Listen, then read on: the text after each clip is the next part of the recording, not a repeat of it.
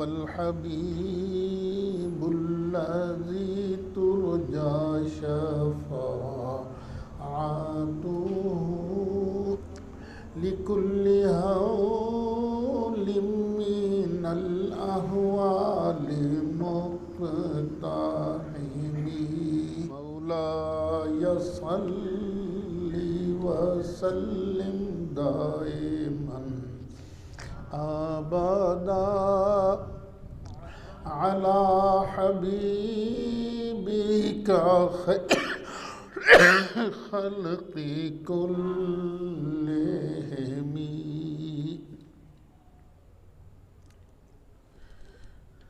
الحمدللہ آج ہمارا 7واں سبق ہے.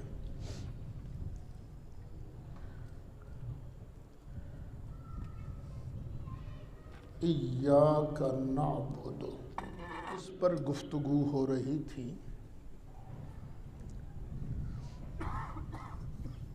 کہ یا اللہ ہمیں توفیق دے کہ ہم صرف اور صرف تیری ہی عبادت کریں، تیری ہی پرستش کریں، کسی اور کی ہم پوجا نہ کریں. اس ضمن میں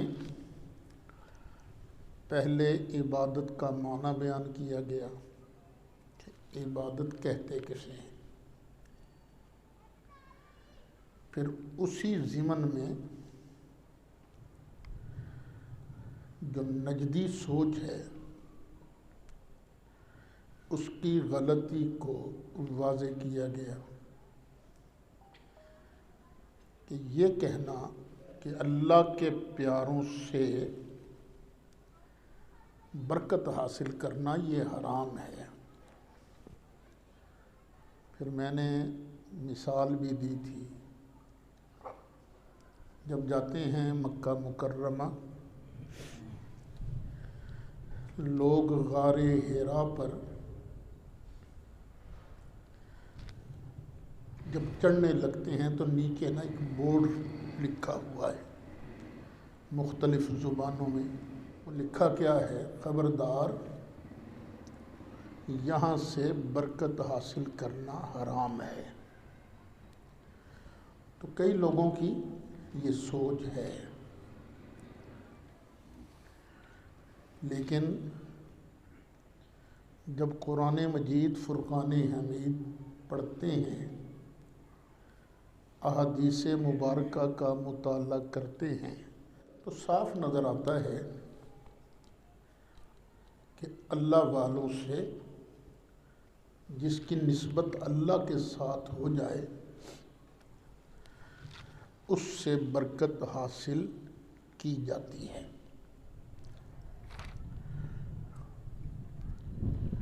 اللہ تعالیٰ نے بنی اسرائیل کی طرف نبی بنا کر بھیجا حضرت موسیٰ علیہ السلام کو. پھر وقت آیا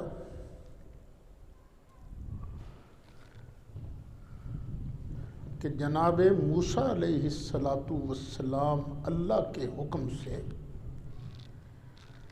اپنی قوم بنی اسرائیل کو لے کر مصر سے نکلے سمندر کی طرف. اب راستہ بھول گئے، بڑی کوشش کی، راستہ ہی نہیں ملتا.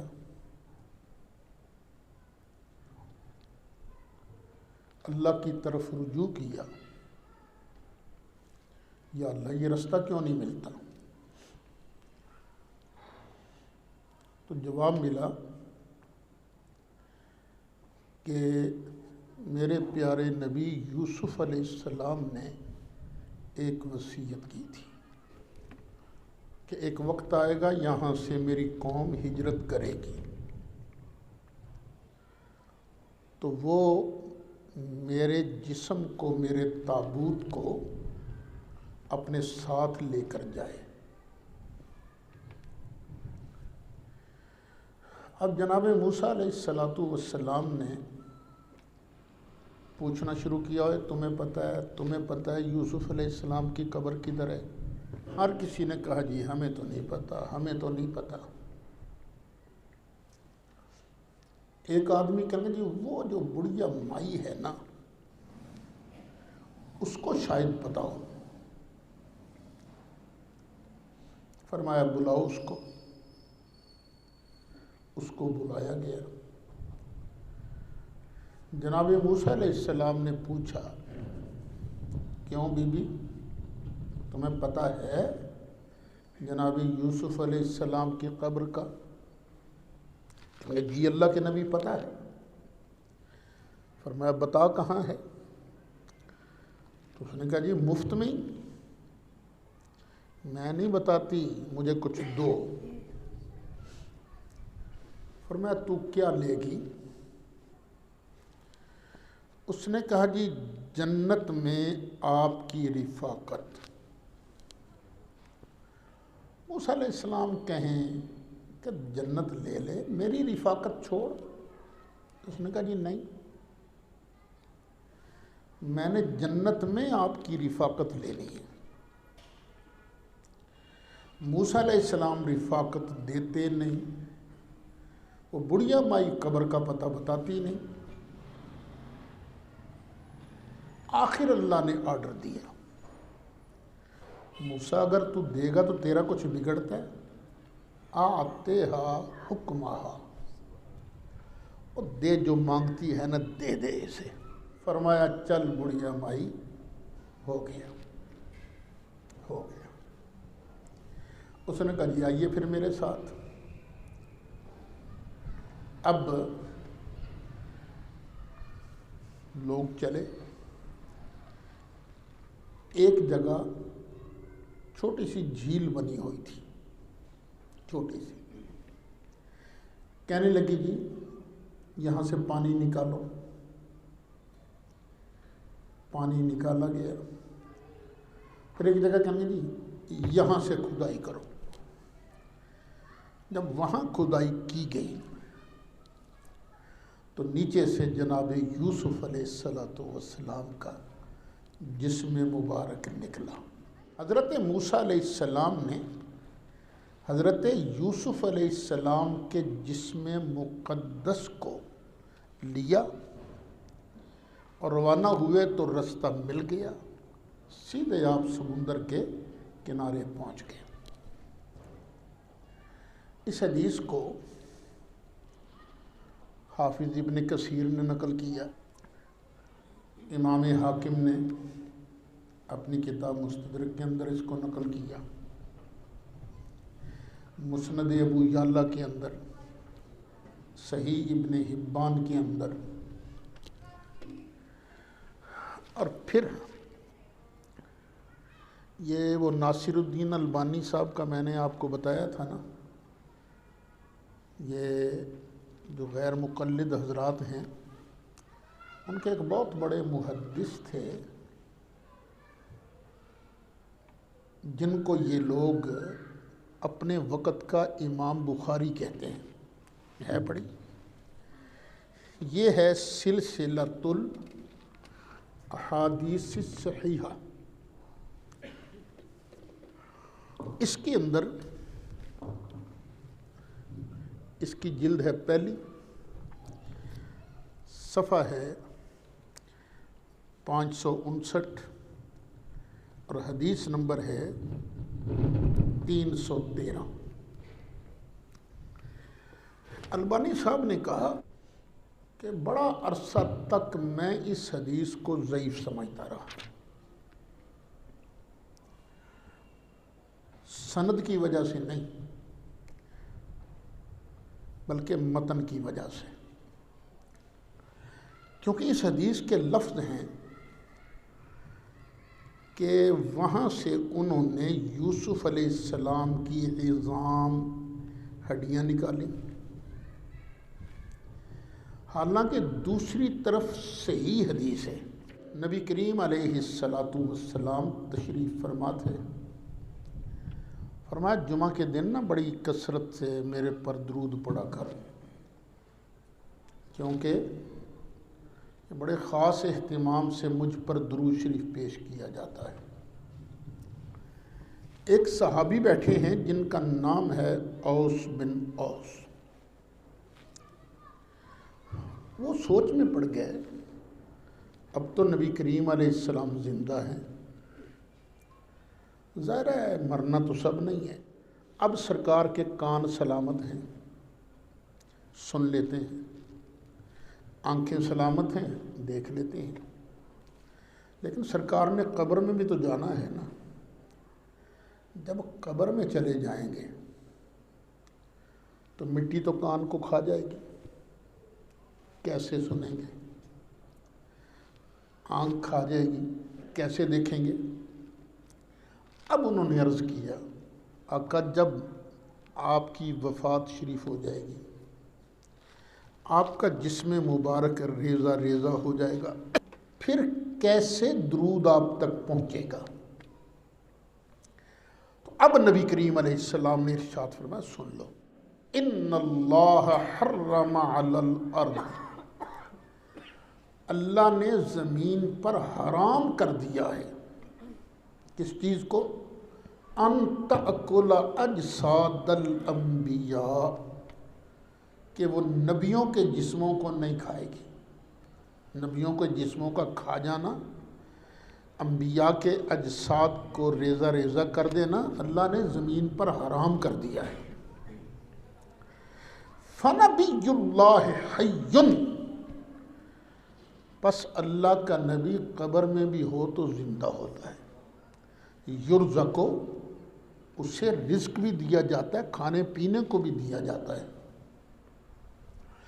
البانی صاحب کہتے ہیں ادھر یہ حدیث ہے کہ نبیوں کے جسموں کو مٹی نہیں کھاتی، یہ جو حدیث ہے جناب یوسف علیہ السلام والی، اس میں تو لفظ ہے کہ عظام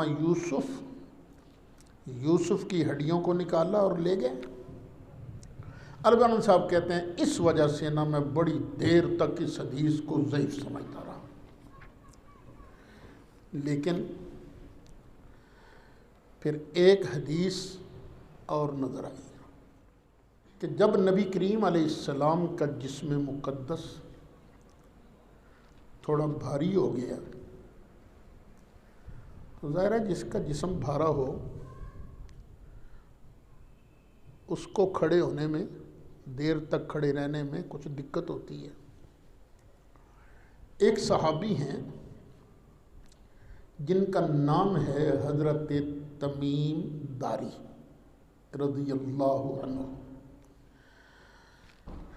انہوں نے عرض کیا، الا اتخذ لک منبرا یا رسول اللہ یجمع او یحمل عظامک، آقا میں آپ کے لیے ممبر نہ بنا دوں جو ممبر آپ کی ہڈیوں کو اٹھا لے؟ اب دیکھیے میں کرسی پر بیٹھا ہوں تو کرسی نے میرے جسم کو اٹھایا ہوا ہے نا، تو آپ کے لیے ممبر نہ بنا دیں تاکہ یہ ممبر آپ کی ہڈیوں کو اٹھا لے۔ البانی صاحب کہتے ہیں یہ حدیث پڑھ کے پھر مجھے سمجھ آئی، کبھی کبھی جز بول کر کل مراد لیا جاتا ہے۔ ہڈیاں بندے کا جسم کا جز ہیں، تو یہاں دیکھو ہڈیوں سے مراد کیا ہے؟ سرکار کا جسم، تو پتہ چلا وہاں بھی عظام سے مراد ہے یوسف علیہ السلام کا جسم مقدس، یعنی جو سوال پیدا ہو سکتا تھا اس کا بھی البانی صاحب نے جواب دے دیا ہے۔ اور یہ سرکار نے حدیث بیان کیسے کی، یہ یوسف علیہ السلام والا واقعہ کیسے بیان کیا؟ ایک مرتبہ ایک عربی آیا، کہنے لگا جی مجھے کچھ دیں۔ فرمایا کیا چاہتے ہو؟ کہنے لگا جی ایک اونٹنی جس پر ہودج بھی بنا ہو، بیٹھنے کے لیے، سفر کرنے کے لیے، جو دودھ بھی دیتی ہو۔ تاکہ ہم اس کے دودھ سے بھی استفادہ کریں، اور ایک دودھ دینے والی بکری بس آپ مجھے یہ دے دیں۔ سرکار نے فرمایا جا اوئے، تو نے تو تجھ سے تو موسیٰ علیہ السلام کے زمانے کی بڑھیا مائی اچھی نکلی۔ کیوں؟ اس نے مانگا تو جنت میں موسیٰ علیہ السلام کی رفاقت مانگی، تجھ سے تو وہ حضرت موسیٰ علیہ السلام کے زمانے کی بڑھیا مائی اچھی رہی۔ یعنی مطلب یہ تھا کہ وہ تھے کلیم اللہ اور میں ہوں حبیب اللہ، ان سے مانگی جنت، جنت میں رفاقت مانگی تو اللہ کے حکم سے آپ نے دے دی، اور ہمارے منہ پر تو نہ آتی نہیں ہے، ہم کسی کو نہ تو کرتے نہیں ہیں، اور وہ جو بھی مانگتا ہم اسے عطا کر دیتے ہیں۔ پھر صحابہ نے پوچھا آقا وہ بڑھیا مائی والا واقعہ ہے کیا؟ تو پھر نبی کریم علیہ السلام نے یہ بڑھیا مائی والا قصہ بیان کیا تھا۔ اب دیکھیے رستہ بھول گئے تھے، اللہ تعالیٰ ویسے بھی تو بتا سکتا تھا نا، موسیٰ ادھروں چل، اے سیدھا راہ، نہیں بتایا، بلکہ یوسف علیہ السلام کی قبر انور کھولو، ان کا جسم مقدس ساتھ لو، پھر تمہیں رستہ ملے گا۔ پتہ چلا اللہ والوں کی باڈی جو ہے اس کی برکت سے بھولے ہوئے رستے نظر آ جاتے ہیں، اللہ والوں کی برکت سے، ان کے جسم کی برکت سے۔ اچھا ہم یہ بات یہاں ختم نہیں کرتے، پھر آگے چلتے ہیں۔ جناب موسیٰ علیہ السلام پہنچ گئے سمندر کے کنارے پر، ساتھ قوم بھی ہے۔ ادھر فرعون کو پتہ چلا کہ موسیٰ تو اپنی قوم کو لے کر نکل گیا، کیونکہ موسیٰ علیہ السلام کی قوم کو فرعونین نے نوکر بنا کے رکھا ہوا تھا، ظلم کرتے تھے بڑا، اور یہ تو میرے ہاتھ سے نکل گئے، میرے پنجے سے نکل گئے۔ اب اس نے اپنی فوج لی اور بنی اسرائیل کا پیچھا کیا۔ ادھر سمندر کے کنارے جناب موسیٰ علیہ السلام ہے، اور پیچھے فرعون کی فوج ہے، پھر اس کے آگے سمندر۔ اللہ کے حکم سے جناب موسیٰ علیہ السلام نے اپنا عصا نکالا اور یوں کر کے سمندر پر مارا تو اللہ تعالیٰ نے 12 رستے بنا دیے، 12 رستے، 12 قبیلے تھے، ہر قبیلے نے ایک ایک روڈ کو اختیار کر لیا، سمندر کے اندر ہی چلنا شروع ہو گئے۔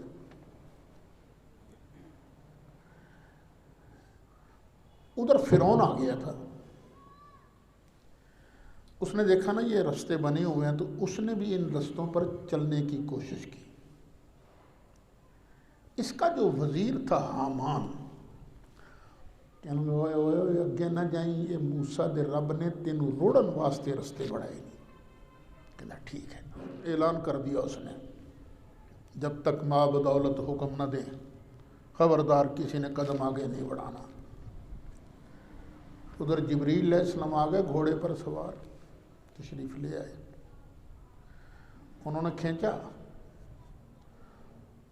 فرعون گھوڑے پر سوار تھا، رہ نہ سکا پیچھے، خیر وہ بھی سمندر کے درمیان پہنچے، وہ پار گزر گئے تھے موسیٰ علیہ السلام کی قوم، اللہ نے فرعونیوں کو وہیں غرق کر دیا۔ موسیٰ علیہ السلام کی قوم میں ایک سنیارا تھا، بنی اسرائیل کا تو نہیں تھا، باہر سے آیا تھا، دوسری برادری کا تھا۔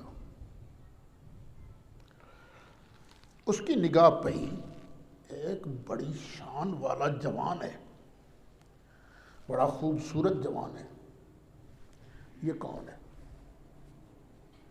اتنا سونا، اتنا جوان، اوپر سے لے کر نہ نیچے تک اس نے دیکھا، گھوڑے پر نظر پڑی، گھوڑے کو دیکھا، اس کی ٹانگوں کو دیکھا، اس کے پیروں کو دیکھا۔ جب پاؤں پر پڑی نہ نظر، اس نے دیکھا کہ جہاں اس جوان کے گھوڑے کا قدم لگتا ہے فٹ نیچے سے سبزہ اگاتا ہے، سبزہ پڑتا ہے۔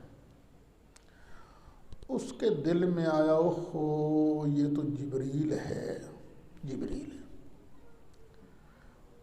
پھر اس نے پتہ کیا کہ جہاں جبریل کے گھوڑے کے قدم لگے تھے وہاں سے اس نے مٹی اٹھائی، مٹی اٹھا کے پڑیا باندھی اور جیب میں رکھ لی۔ اس بات کو ذرا ذہن میں رکھیے گا۔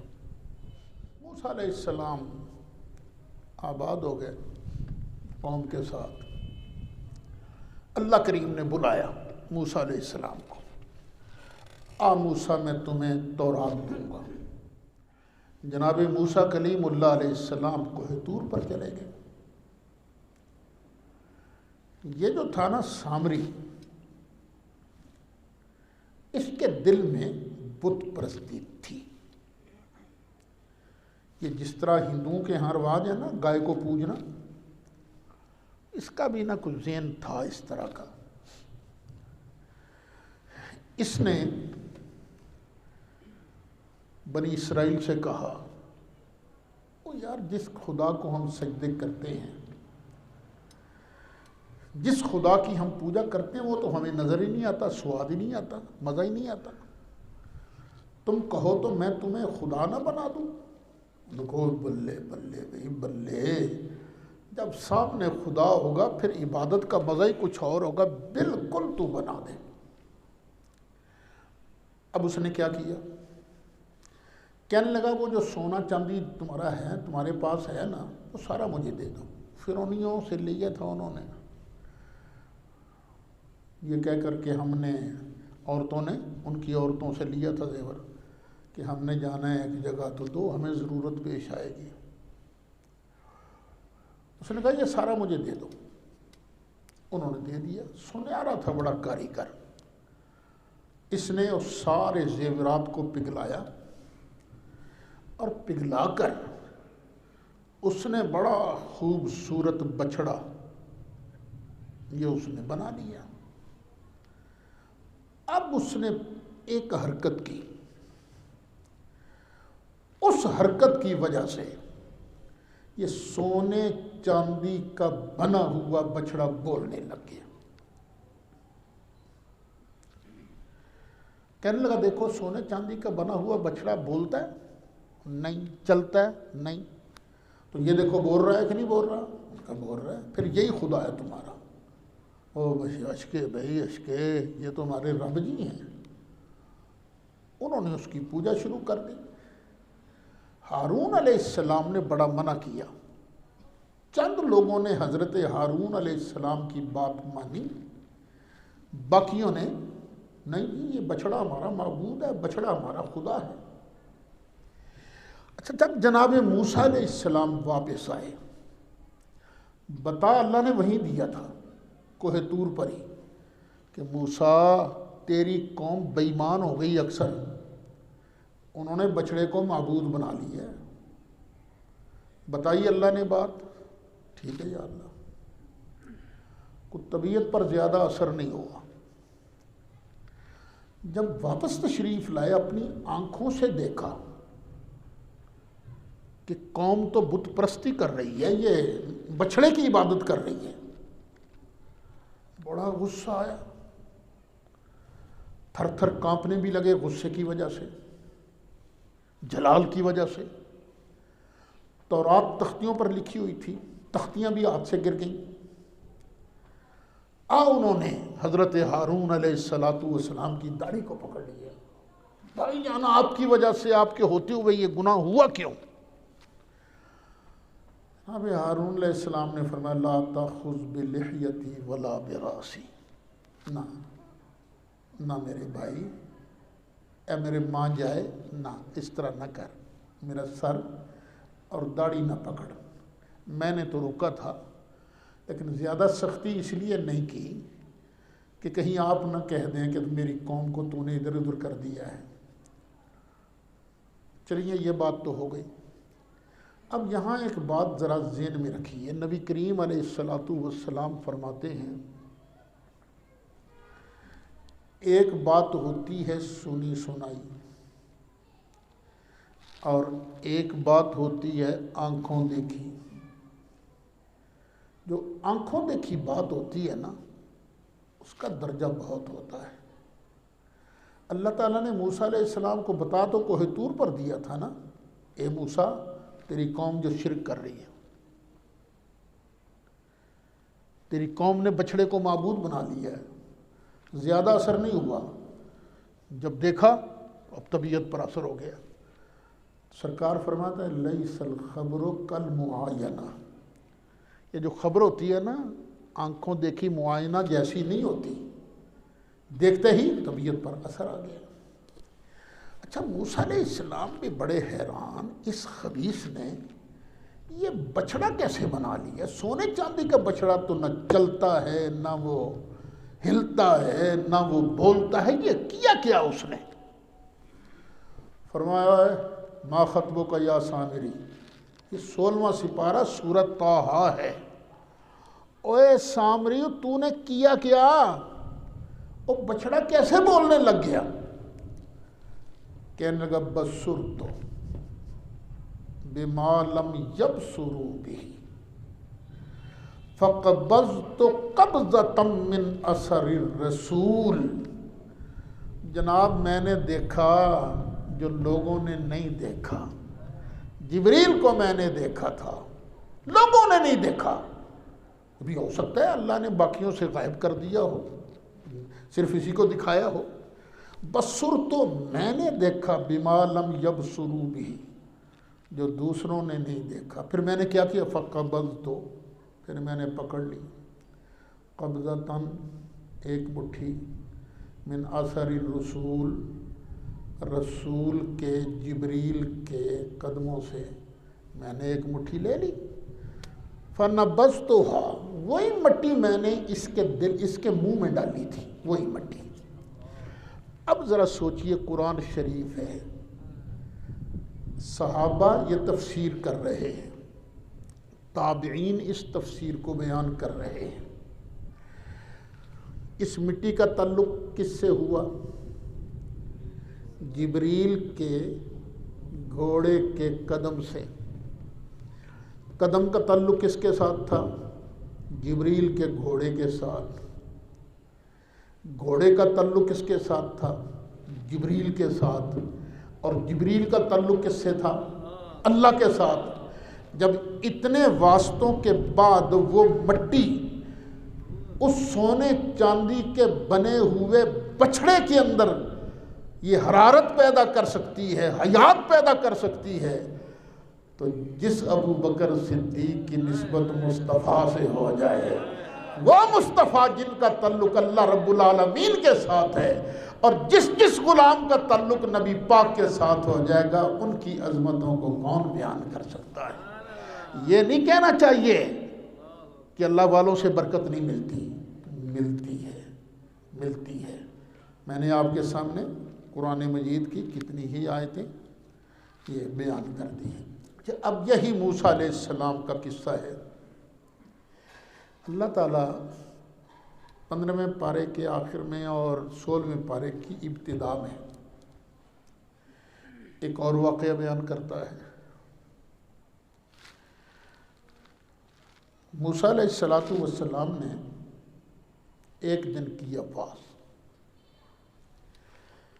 کسی نے پوچھا کہ اس وقت سب سے بڑا عالم کون ہے؟ فرمایا میں۔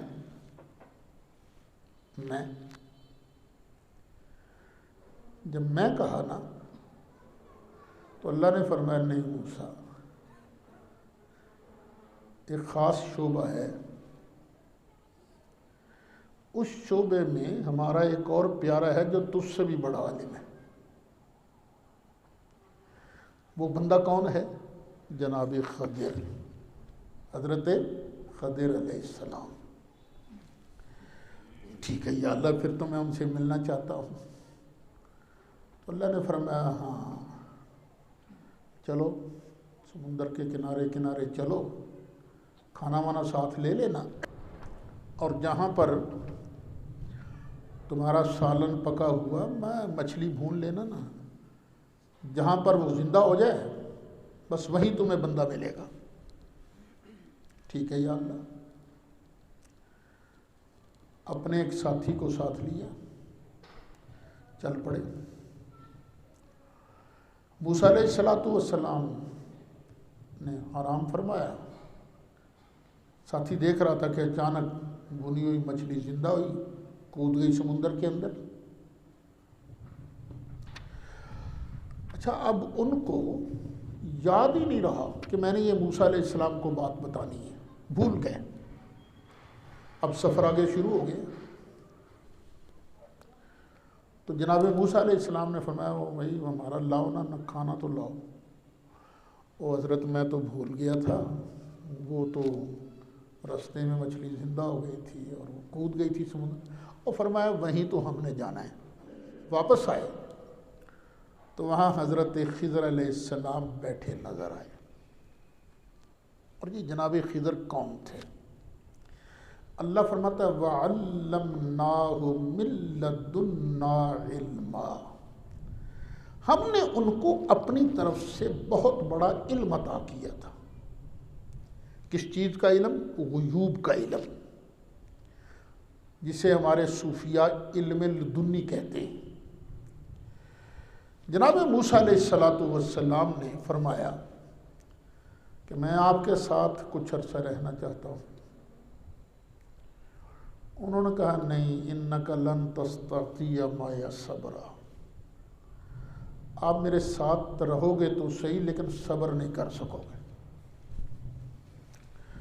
حضرت موسیٰ علیہ السلام نے کہا نہیں، ہم صبر کریں گے، آؤ چلو پھر۔ اب یہ تینوں چلے۔ ایک جگہ ایک کشتی والا تھا، مسافروں کو لے کے جا رہا تھا دوسرے کنارے پر، تو یہ تینوں کشتی میں بیٹھ گئے۔ آگے گئے تو جناب خضر علیہ السلام نے کشتی کا ایک تختہ توڑ دیا۔ جناب موسیٰ علیہ السلام تو شریعت کے عالم تھے، شریعت کے ماہر تھے، اور یہ کسی اور چیز کے عالم تھے، رہ نہ سکے، کیونکہ جو شریعت کا عالم ہے اس پر لازم ہے کہ شریعت کی خلاف ورزی ہو تو بولے۔ جو مداہنت کرتا ہے وہ صحیح عالم نہیں ہے۔ جناب موسیٰ علیہ السلام نے کہا یہ آپ نے کیا کیا؟ ان بیچاروں نے تو کرایہ بھی نہیں لیا اور آپ نے ان کی کشتی کو داغدار کر دیا، یہ تو ہم ڈوب جائیں گے۔ پر اللہ کی شان ہے، کشتی کا ایک تختہ توڑا گیا تھا لیکن پانی کشتی کے اندر نہیں آیا، جا رہی ہے کشتی، نیچے سے ایک تختہ غائب ہے، پانی اندر نہیں داخل ہو رہا۔ تو انہوں نے فرمایا میں نے کہا نہیں تھا کہ آپ صبر نہیں کر سکیں گے؟ یاد آ گیا، ہاں ٹھیک ہے جی چلیے۔ آگے گئے، کنارے پر اترے تو آگے کچھ بچے کھیل رہے تھے۔ حضرت خضر علیہ السلام نے ایک بچہ، بڑا خوبصورت بچہ تھا، اس کو پکڑا، دور لے جا کے نا گردن میں روڑ دی، قتل کر دیا اس کو۔ اب شریعت میں تو کسی کو خام خواہ قتل نہیں کیا جا سکتا، نہ ہی شریعت کے اندر کسی دوسرے کے مال کو عیبناک بنایا جا سکتا ہے، اور جناب خضر نے یہ دونوں کام کیے تھے، نہیں رہ سکے۔ فرمایا یہ آپ نے کیا کیا؟ آپ نے بالکل بے گناہ بچہ مار دیا۔ انہوں نے پھر کہا میں نے کہا نہیں تھا آپ صبر نہیں کر سکو گے۔ اور پھر یاد آ گئی بات، فرمانے لگے اچھا ایک موقع اور دے دیجیے۔ فرمایا چلو۔ آگے گئے، ایک بستی نظر آئی، وہاں کے لوگوں کو انہوں نے کہا یار ہمیں کچھ کھلاؤ پلاؤ، اور بڑے شوم قسم کے لوگ تھے، کنجوس۔ انہوں نے کہا جاؤ جاؤ پھٹا کھاؤ، کچھ نہیں ملے گا۔ اچھا بھئی تمہاری مرضی۔ اب یہ آگے نکلے، اس بستی کے باہر دیکھا ایک دیوار ہے جو بالکل گرنے والی ہے۔ جناب خضر علیہ السلام دیوار کے پاس آئے، بس ایسے ہی کیا ہاتھ کا اشارہ، ایسے ہی وہ دیوار سیدھی ہو گئی۔ اب حضرت موسیٰ علیہ السلام پھر نہ رہ سکے، فرمانے لگے یہ آپ نے کیا کیا؟ آپ ان سے مزدوری تو لے لیتے، کم از کم کو کھانے پینے کا سامان تو بنتا نا۔ انہوں نے ہمیں کچھ کھلایا پلایا نہیں، آپ نے مفت میں ہی ان کا کام کر دیا۔ فرمایا ھذا فراق بینی و بینک، بس اب ہماری اور آپ کی جدائی ہو جائے گی۔ اب فرمایا جو کچھ ہوا میں آپ کو ان چیزوں کی حقیقت بتاتا ہوں۔ وہ کشتی والا تھا غریب آدمی، اس کا ذریعہ روزگار صرف یہ کشتی تھی، اور دوسرے کنارے پر بادشاہ کے نوکر، بادشاہ کے سپاہی کھڑے تھے، جو انہیں کشتی اچھی نظر آتی اس کو غصب کر لیتے، چھین لیتے۔ اگر وہ چھین لیتے تو اس بیچارے کا روزگار تو ختم ہو گیا تھا نا، میں نے اس کے روزگار کو بچانے کے لیے یہ کیا تھا۔ اور فرمایا وہ جو بچے کا قتل تھا وہ اس لیے کہ اس بچے کے ماں باپ نیک تھے، اور اگر یہ زندہ رہتا تو بڑے ہو کر نے اس نے اپنے ماں باپ کو بھی ظالم بنا دینا تھا، تو اللہ کے حکم سے میں نے کڑاکا نکال دیا اس کا۔ اما الجدار، اور جہاں تک دیوار کی بات ہے، فکان لغلامین یتیمین، یہ دیوار دو یتیم لڑکوں کی دیوار ہے۔ وَتَحْتَهُ كَنْزٌ لَهُمَا، اور اس دیوار کے نیچے دونوں کا خزانہ پڑا ہوا تھا۔ وَكَانَ أَبُوهُمَا صَالِحًا، اور ان دونوں کا باپ بڑا نیک بندہ تھا، تو ان کے باپ کی نیکی کی وجہ سے میں نے ان کے خزانے کی حفاظت کی ہے۔ جب بڑے ہو جائیں گے، چیز سنبھالنے کے لائق ہو جائیں گے، پھر اللہ تعالیٰ کوئی سبب بنا دے گا، یہ خزانہ ان کو مل جائے گا۔ اب دیکھیے قرآن ہے، ان دو یتیم لڑکوں کا جو خزانہ تھا وہ بچایا گیا۔ کیوں بچایا گیا؟ ان دو یتیم لڑکوں کو برکت ملی کیوں؟ فیض ملا کیوں؟ اس لیے کہ وَكَانَ أَبُوهُمَا صَالِحًا، ان کے اوپر والی لڑی میں نا ان کا ابا بڑا نیک آدمی تھا۔ پتہ چلا باپ نیک ہو تو اس کی صالحیت، اس کی نیکی کا فیض اولاد کو بھی پہنچتا ہے۔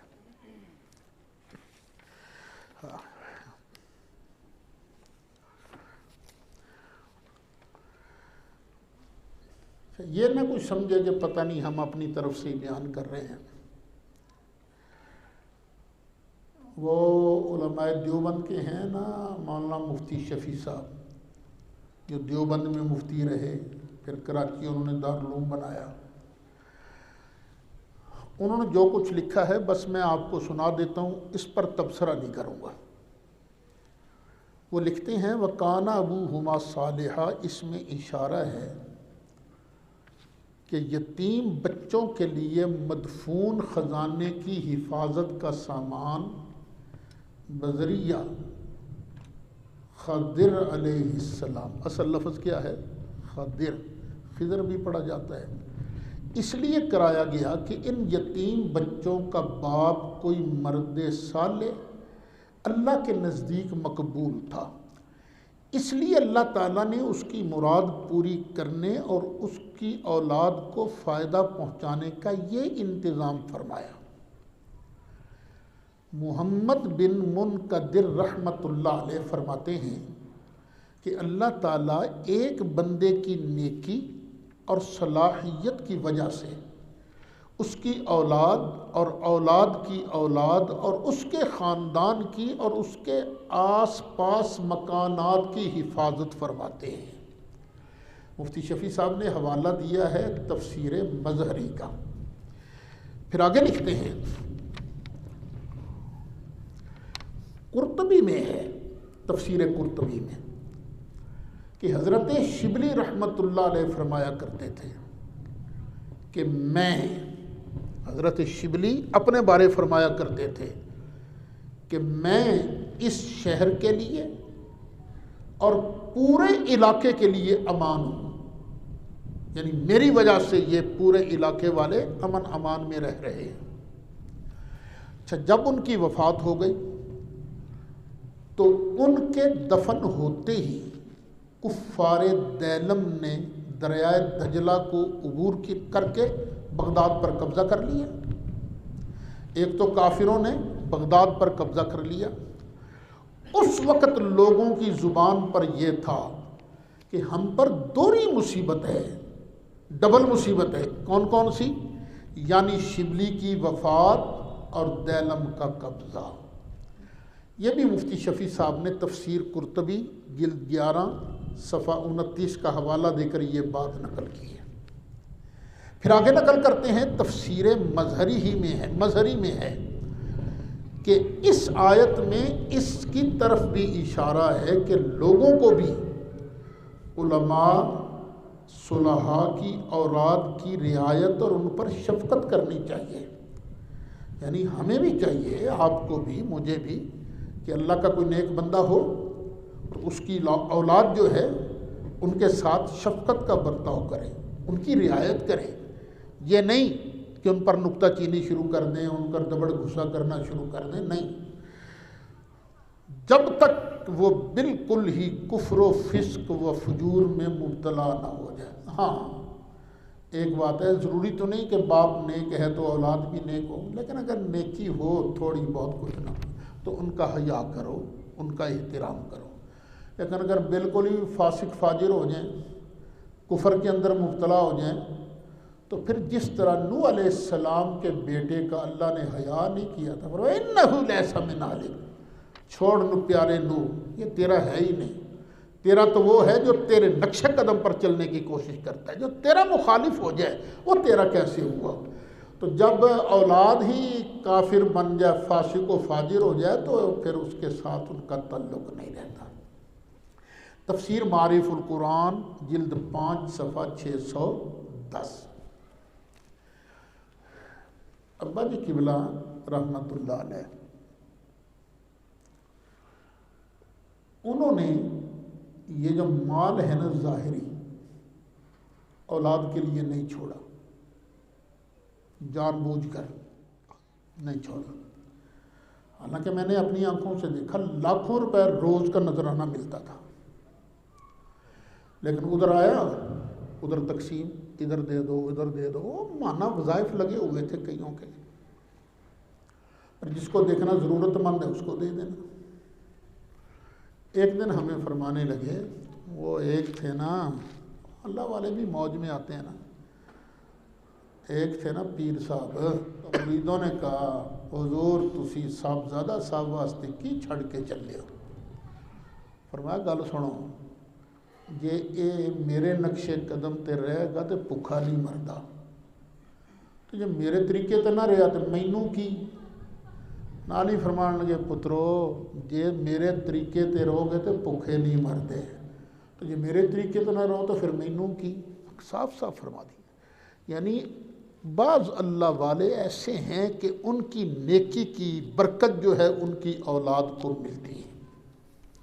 یہ تو آپ نے عبارت سنی مفتی شفیع صاحب کی، یہ مفتی شفیع صاحب بھی تھانوی صاحب کے مرید بھی ہیں اور ان کے خلیفہ بھی ہیں۔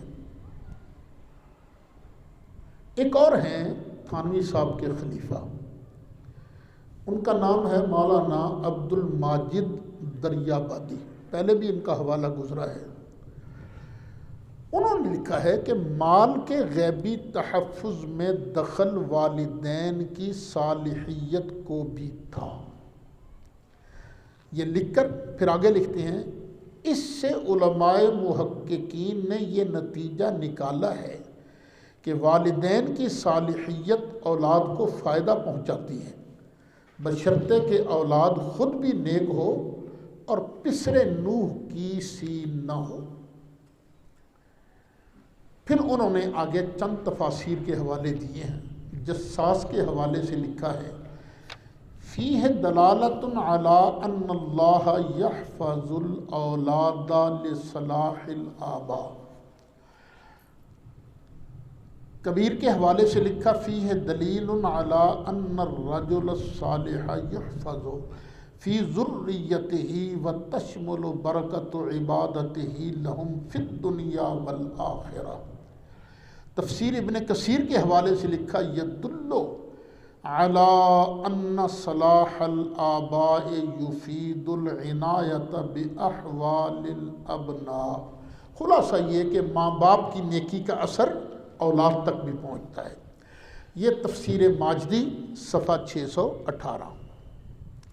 وہ جو میں نے بتایا تھا نا کہ جناب خضر علیہ السلام نے بس ایسے ہی کیا تھا، دیوار کو ہاتھ ہی لگایا تھا، دیوار سیدھی ہو گئی۔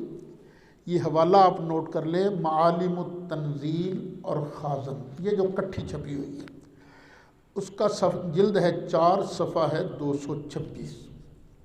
تفسیر ابن جریر جلد 16، صفحہ 187۔ تفسیر ابن کثیر جلد 3، صفحہ 98۔ اب ایک اور آیت مبارکہ سن لیں۔ جس چیز کا تعلق اللہ کے پیاروں کے ساتھ ہو جاتا ہے وہ چیز اللہ کو بھی پیاری لگتی ہے۔ یہ کہنا کہ ان سے برکت حاصل نہیں ہوتی، یہ بالکل غلط بات ہے۔ عبادت اور چیز ہے، تعظیم اور احترام اور چیز ہے۔ دیکھیے اللہ کریم نے کچھ قسمیں بیان فرمائی ہیں۔ ہمارے لیے حکم یہ ہے کہ ہم غیر اللہ کے نام کی قسم نہیں کھا سکتے، اور اللہ تو مالک ہے، اللہ تو معبود ہے، وہ خود مختار ہے، جو چاہے کرے، اس کو کون پوچھ سکتا ہے۔ اللہ تعالیٰ نے بھی اپنی مخلوق میں سے کچھ چیزوں کی ٹور بنانے کے لیے ان کی قسمیں بیان کی ہیں۔ اللہ تعالیٰ نے کئی قسمیں بیان کی ہیں، ایک قسم میں آپ کے سامنے رکھ دیتا ہوں، کئی بار آپ نے سنی ہے۔ اللہ کریم فرماتا لا اقسم بہذا البلد، مجھے قسم ہے محبوب اس شہر مکہ کی۔ کیوں مکہ شہر کی قسم ہے؟ وَأَنْتَ حِلٌّ بِهَذَا الْبَلَدِ، محبوب پیارے تو اس شہر میں رہتا ہے نا، تیری وجہ سے مجھے شہر مکہ کی قسم۔ اب شہر کا تعلق ہو گیا محبوب کے ساتھ، تو یہ شہر بھی عظمت والا بن گیا کہ نہیں بن گیا؟ اور اللہ کے بندو نہ کہا کرو نہیں جی غیر اللہ کا ادب نہیں کرنا، غیر اللہ کی تعظیم نہیں کرنی، ان سے برکت حاصل نہیں ہوتی۔ مکہ شریف سے برکتیں حاصل ہوتی ہیں کہ نہیں ہوتی؟ مدینہ منورہ سے برکتیں حاصل ہوتی ہیں کہ نہیں ہوتی؟ کتنی برکت حاصل ہوتی ہے؟ یہاں 1,00,000 نماز پڑھو تو اتنا اجر نہیں ملتا جتنا وہاں جا کے حرم مکہ کے اندر ایک نماز پڑھو تو اللہ تمہیں اجر عطا فرماتا ہے۔ ایک اور آیت بھی سن لیجیے۔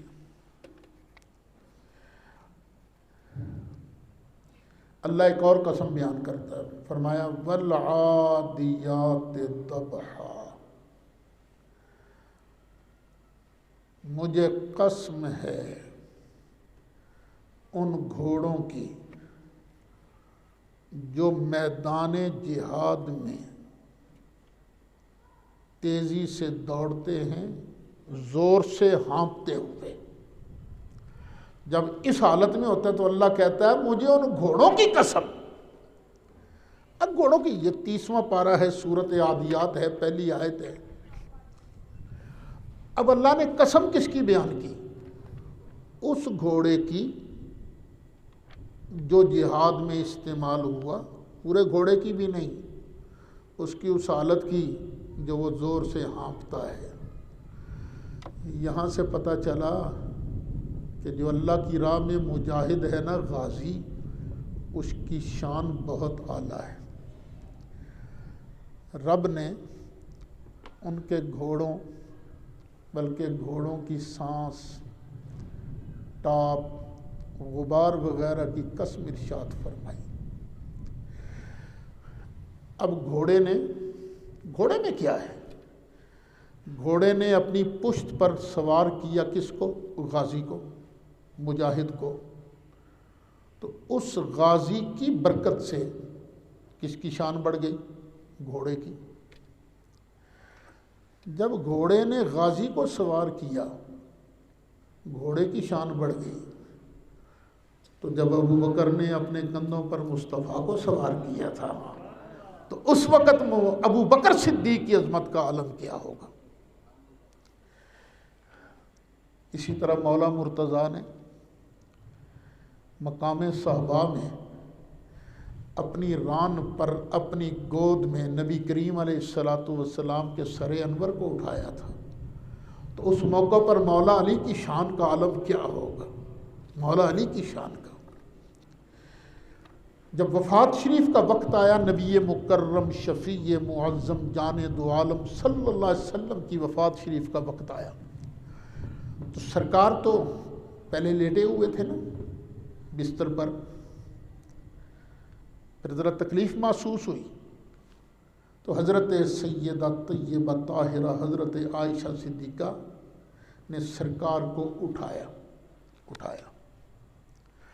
اور خود سرکار کے پیچھے بیٹھ گئی۔ جس طرح تکیہ نہیں ہوتا، حضرت عائشہ بن گئی تکیہ، اور سرکار لیٹے ہوئے تھے، لیکن دھڑ مبارک سرکار کا حضرت سیدہ عائشہ صدیقہ کے سینے پر یہاں لگ رہا تھا، یہاں لگ رہا تھا۔ تو اس وقت حضرت عائشہ کی شان کیا ہو گئی؟ ان کی شان کیا ہو گئی؟ حضرت سیدہ حلیمہ دائی، انہوں نے تو سرکار کو اپنی گود میں کھلایا تھا نا، گود میں کھلایا تھا۔ سیدہ طیبہ طاہرہ حضرت آمنہ، انہوں نے تو اپنے شکم اطہر کے اندر سرکار کو اٹھایا تھا نا۔ تو ان عظیم خاتونوں کی عظمت کا اندازہ کیا ہے؟ وَالْعَادِيَاتِ ضَبْحًا۔ جب اللہ گھوڑے کی عظمت بیان کرتا ہے غازی کو اٹھانے کی وجہ سے، تو اسی ترتیب کی وجہ سے آپ دیکھ لیں ان کی عظمت کا عالم کیا ہوگا۔ یہ میں نے اپنی طرف سے تقریر نہیں کی، یہ حکیم الامت حضرت مولانا مفتی احمد یار خان نعیمی رحمۃ اللہ علیہ نے قرآن پاک کے حاشیے پر، وہ جو تفسیر نور العرفان ہے نا، اس میں انہوں نے یہ ساری بات، میں نے اس کا خلاصہ آپ کے سامنے پیش کیا ہے۔ یہ مل ملا کے اس عنوان پر میں نے آپ کے سامنے 9 آیات مبارکہ پیش کی ہیں۔ اب ہم ذرا احادیث مبارکہ کی بھی سیر کرتے ہیں۔ حدیثیں کیا بیان کرتی ہیں؟ حضرت ابو بکر صدیق رضی اللہ عنہ کی بڑی صاحبزادی، جن کا نام ہے اسماء، حضرت عائشہ سے بڑی، باپ ایک ہے، مائیں الگ الگ ہیں۔ وہ حضرت اسماء فرماتی ہیں، یہ جو ہے نا جبہ، یہ نبی کریم علیہ السلام کا جبہ ہے، یہ پہلے تھا حضرت عائشہ صدیقہ کے پاس۔ تو حضرت عائشہ کے وصال کے بعد یہ جبہ میں نے حاصل کر لیا ہے۔ نبی کریم علیہ السلام اس جبہ کو زیب تن فرمایا کرتے تھے، آپ اسے پہنا کرتے تھے۔ چونکہ یہ جبہ نبی کریم علیہ السلام کے جسم مقدس سے ٹچ ہوتا رہا ہے، مس ہوتا رہا ہے، اس لیے ہم اس جبے کو دھو کر اس کا دھوون بیماروں کو پلاتے ہیں اور شفا حاصل کرتے ہیں۔ یہ مسلم شریف جلد 2 صفحہ 190، مشکات شریف صفحہ 374، مصابیح السنہ امام بغوی کی جلد 3 صفحہ 192۔ دیکھیے جس کپڑے کا تعلق میرے نبی کریم علیہ السلام کے جسم مقدس سے ہو گیا، ان سے برکتیں اور شفا حاصل کی جاتی ہے۔ اور اللہ کے بندو خدا کا خوف کرو، یہ نہ کہا کرو کہ خبردار غار حرا پر چڑھ کر یہاں سے برکت حاصل کرنا حرام ہے، یہ نہ کہا کرو۔ جس چیز کا تعلق بھی اس کے پیاروں کے ساتھ ہو جاتا ہے وہاں سے برکتیں اور رحمتیں نصیب ہوتی ہیں۔ یہ حدیث مسلم شریف میں بھی ہے، جیسے میں نے پہلا حوالہ دیا۔ مسلم شریف کی ایک بڑی معروف شرح ہے، مسلم شریف کے ساتھ ہی وہ چھپتی ہے، امام نووی کی۔ امام نووی رحمۃ اللہ علیہ اس حدیث کی شرح میں فرماتے ہیں فی ھذا الحدیث دلیل علی استحباب التبرک بآثار الصالحین و ثیابہم۔ اس حدیث میں اس بات کی دلیل ہے کہ جو نیک لوگ ہوتے ہیں ان کے کپڑوں سے اور ان کی بقیہ نشانیوں سے برکت حاصل کی جاتی ہے۔ امام ملا علی قاری ہیں رحمۃ اللہ علیہ، مکہ شریف کے محدث، بڑی شاندار انہوں نے شرح لکھی ہے مشکات شریف کی مرقات۔ اس کے اندر آپ شرح کرتے ہوئے فرماتے ہیں فَنَحْنُ نَغْسِلُهَا لِلْمَرْضَى۔ یہ حضرت اسماء کے الفاظ ہیں کہ ہم اس کو دھوتے ہیں بیماروں کے لیے۔ وَنَسْقِي مَاءَ غَسِيلِهَا لَهُمْ، اور اس کا جو دھون ہے نا وہ پانی ہم پلاتے ہیں بیماروں کو۔ نَسْتَشْفِي بِهَا، ہم اس جبہ کے ساتھ شفا حاصل کرتے ہیں۔ اے بِمَائِهَا او بِالْجُبَّةِ نَفْسِهَا بِوَضْعِهَا عَلَى الرَّأْسِ وَالْعَيْنِ، ہم برکت حاصل کرتے ہیں اس کے پانی کے ساتھ یا جبے کی ذات کے ساتھ۔ کس طرح؟ ہم جبہ لیتے ہیں اپنے سر پر رکھ لیتے ہیں، اللہ برکتوں سے مالا مال کرتا ہے۔ ہم سرکار کے جسم مبارک سے ٹچ ہونے والا جبہ اپنی آنکھوں پر لگاتے ہیں، ہمیں فیض ملتا ہے۔ پھر آگے فرماتے ہیں وَالتَّبَرُّكُ بِلَمْسِ الْيَدِ وَتَقْبِيلِ الشَّفَتَيْنِ، پھر ہم کیا کرتے ہیں؟ ہاتھ اپنا نا سرکار کے جبے کے ساتھ لگاتے ہیں، لگا کر نا برکت حاصل کرتے ہیں، اور پھر یوں بھی کرتے ہیں جبہ مبارک لے کر نا چومتے ہیں، چوم کر ہم برکتیں حاصل کرتے ہیں۔ مرقات شرح مشکات جلد 8 صفحہ 242۔ اسی طرح کی ایک اور حدیث شریف سن لیجیے۔ حضرت سیدنا انس بن مالک رضی اللہ عنہ آپ ارشاد فرماتے ہیں کہ نبی کریم علیہ السلام جب فجر پڑھا لیتے، مدینہ شریف کے خادم، غلام، لڑکے آ جاتے ہیں، برتنوں کے اندر پانی لے کر آ جاتے ہیں، اور آن کے عرض کرتے آقا مہربانی کر کے نا ذرا اس میں اپنا ہاتھ مبارک تو ڈال دیجیے۔ تو نبی کریم علیہ السلام اپنا ہاتھ مبارک ڈال دیتے پانی کے اندر۔ اچھا موسم ایک جیسا تو نہیں رہتا نا، سخت سردی بھی ہوتی، تو ظاہر ہے مدینہ شریف کی ٹھنڈ بھی بڑی پیاری ہوتی ہے۔ 1-2 مرتبہ اس موسم سرما میں جانے کا بھی اتفاق، بڑی پیاری شاندار ٹھنڈ، کیا برکتوں والی ٹھنڈ ہے، سردی ہے۔ تو سرکار اس ٹھنڈے موسم کے اندر بھی نہ نہیں کرتے تھے، بلکہ اپنا دست مبارک ٹھنڈے پانی کے اندر بھی ڈال دیتے تھے۔ اب یہ حدیث ہے مسند امام احمد جلد 3 صفحہ 137، مسلم شریف جلد 2 صفحہ 256، مصابیح السنہ جلد 4 صفحہ 55۔ اچھا اس مسلم شریف کا ترجمہ ایک غیر مقلد عالم علامہ وحید الزمان نے بھی کیا ہے، انہوں نے ساتھ ہلکی سی شرح بھی کی ہے۔ علامہ وحید الزمان اس کی شرح میں لکھتے ہیں کہ برکت کے لیے یہ پانی لوگ پیتے یا بیماروں کو پلاتے ہوں شفا کے لیے۔ سرکار کو کیوں عرض کرتے آقا اس میں ہاتھ ڈال دیجیے؟ کیونکہ سرکار کے دست مبارک کی برکت پانی میں سرایت کرتی اور پھر وہ بیماروں کو پلا دیتے یا خود پیتے تاکہ اللہ تعالی ہمیں اس کی برکت سے شفا نصیب فرما دے۔ حضرت سیدنا انس رضی اللہ عنہ، اب حدیث نمبر 3۔ حضرت انس رضی اللہ عنہ آپ ارشاد فرماتے ہیں کہ میں نے دیکھا کہ حجام نائی وہ نبی کریم علیہ السلام کی حجامت بنا رہا تھا، بال بنا رہا تھا، اور صحابہ کرام کیا تھے؟ سرکار کے ارد گرد صحابہ کرام تھے۔ وہ کیوں تھے صحابہ کرام؟ وہ چاہتے تھے کہ سرکار کا کوئی بال مبارک زمین پر نہ گرے، وہ کسی نہ کسی کے ہاتھ میں آئے۔ وہ بالوں سے کیا کرنا ہے؟ ہمارے بال نہیں یہاں نالیوں کے اندر گر پڑتے، لیکن صحابہ کرام سمجھتے تھے وہ جو بال میرے مصطفیٰ کے جسم منور کے ہیں صلی اللہ علیہ وسلم، ان بالوں کی شان بھی بڑی ہے اور بالوں سے نفع بھی بڑا حاصل ہوتا ہے۔ اچھا، امام نووی رحمۃ اللہ، یہ بھی مسلم شریف جلد 2 صفحہ 256، مسند امام احمد جلد 3 صفحہ 137 کی حدیث ہے۔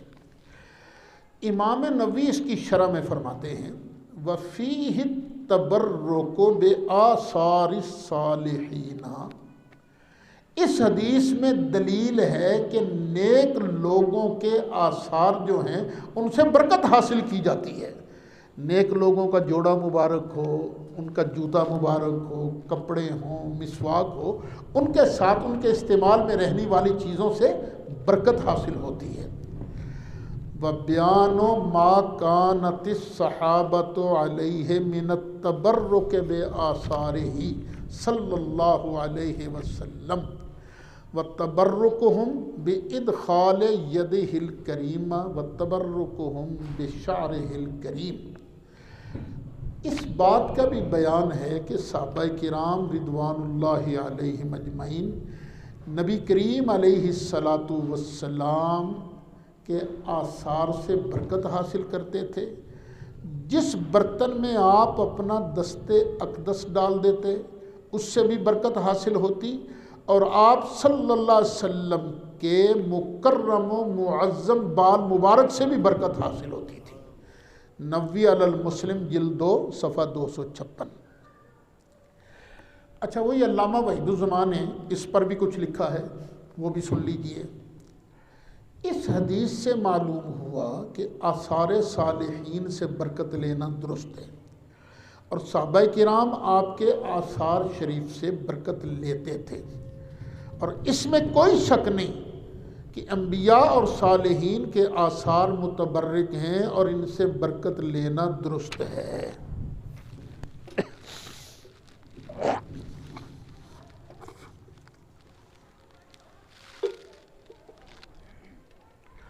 اب حدیث نمبر 4۔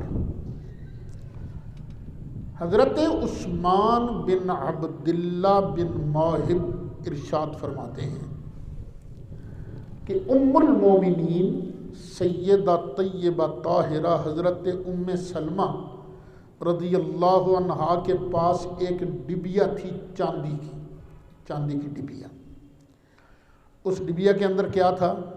نبی کریم علیہ السلام کے چند منہ مبارک، سرکار کے بال مبارک تھے۔ وَكَانَ إِذَا أَصَابَ الْإِنسَانَ عَيْنٌ أَوْ شَيْءٌ بَعَثَ إِلَيْهَا مِخْضَبًا، جب کسی شخص کو لگ جاتی نا نظر یا کوئی اور بیماری ہوتی تو وہ پانی کا برتن ام المومنین حضرت سیدہ طیبہ طاہرہ ام سلمہ کے پاس بھیج دیتا، تو وہ اس میں نبی کریم علیہ السلام کے بال مبارک والی ڈبیا نا یوں اس کے اندر گھول دیتی تھی۔ بال مبارک تو ٹچ بھی نہیں ہوا پانی سے، وہ تو ڈبیا کے اندر ہے، لیکن پھر بھی سرکار کے جسم اقدس کے مقدس بالوں کی برکت سے اللہ تعالیٰ شفا عطا فرما دیتا۔ یہ حدیث بخاری شریف کی ہے، جلد 2 صفحہ 475۔ اچھا، اس حدیث کی شرح میں پھر علامہ وحید الزمان لکھتے ہیں اس حدیث سے نکلا کہ منہ مبارک سے برکت لینا اور بیماری یا نظر کے لیے اس کو پانی میں ڈبو کر اس کا استعمال کرنا یا پینا درست ہے. یعنی یہ کہنا کہ اس برکت حاصل نہیں ہوتی، یہ حرام ہے، گناہ ہے، شرک ہے، یہ بات غلط ہے. عبادت اور چیز ہے اور اللہ والوں کے ساتھ نسبت اور چیز ہے. اچھا، ایک بڑے امام گزرے ہیں، امام بدر الدین عینی. عین ایک جگہ ہے، عینی عین والے. اور حضرت سیدنا محدث اعظم پاکستان حضرت علامہ مولانا ابو الفضل محمد سردار احمد رحمۃ اللہ علیہ، وہ عینی کو کہتے ہیں عینی. عینی یہ میری آنکھ ہے، یہ میری ٹھنڈ ہے. یہ عمدۃ القاری کو، امام بدر الدین عینی کی کتاب عمدۃ القاری کو، اسی عمدۃ القاری کے اندر اس کی شرح میں امام بدر الدین عینی فرماتے ہیں وَكَانَ النَّاسُ عِنْدَ مَرْضِهِمْ يَتَبَرَّكُونَ بِهَا وَيَسْتَشْفُونَ مِنْ بَرْكَتِهَا وَيَأْخُذُونَ مِنْ شَعْرِهِ وَيَجْعَلُونَهُ فِي قَدْحٍ مِنَ الْمَاءِ فَيَشْرَبُونَ الْمَاءَ الَّذِي فِيهِ الشَّعْرُ فَيَحْصُلُ لَهُمُ الشِّفَاءُ.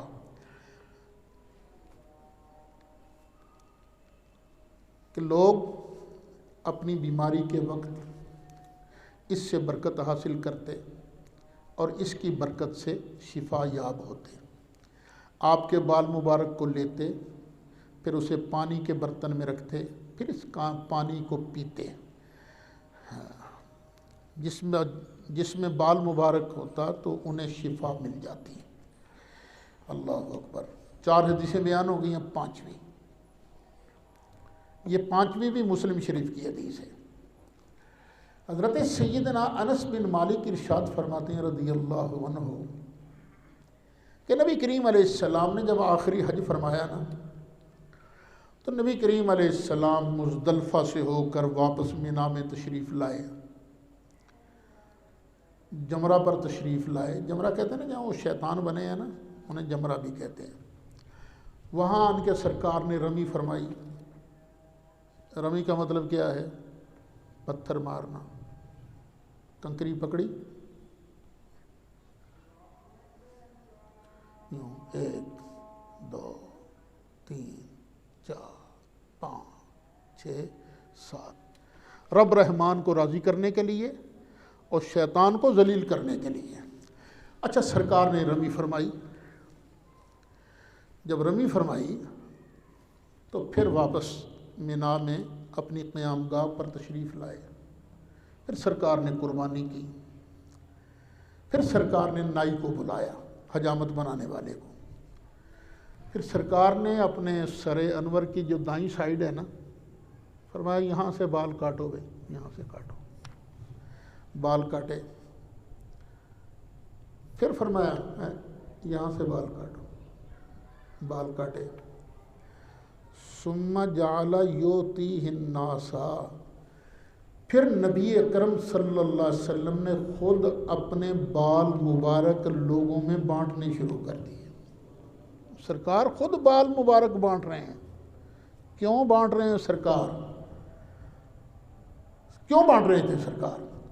سرکار کو پتہ تھا جس پانی میں میرا ہاتھ لگ جائے وہ پانی شفا والا، اور جس کے پاس میرا بال مبارک ہو جائے گا وہ بھی برکتوں والا ہو جائے گا، شفا والا ہو جائے گا.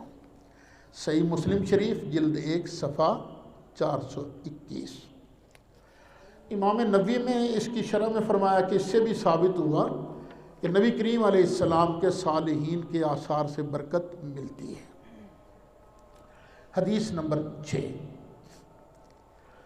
امام ابن سیرین فرماتے ہیں کہ میں نے عبیدہ سے کہا کہ ہمارے پاس نبی کریم علیہ الصلاۃ والسلام کے چند منہ مبارک ہیں، یہ ہمیں ملے کدھر سے ہیں؟ حضرت انس رضی اللہ عنہ کی طرف سے ملے ہیں یا ان کے اہل خانہ سے ملے ہیں؟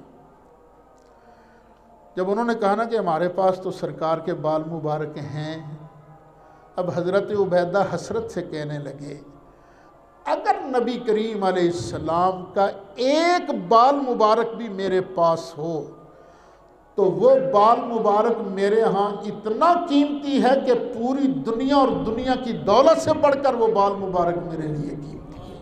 اور اگر بال مبارک میں فیض نہیں تھا، اگر بال مبارک میں برکت نہیں تھی، تو وہ کیوں کہتے ہیں حضرت عبیدہ کہ ہائے میرے پاس بھی ایک بال مبارک ہوتا تو مجھے دنیا اور ما فیہا سے بہتر ہوتا۔ مولا صلی وسلم دائما ابدا علی حبیبک خیر الخلق کلہم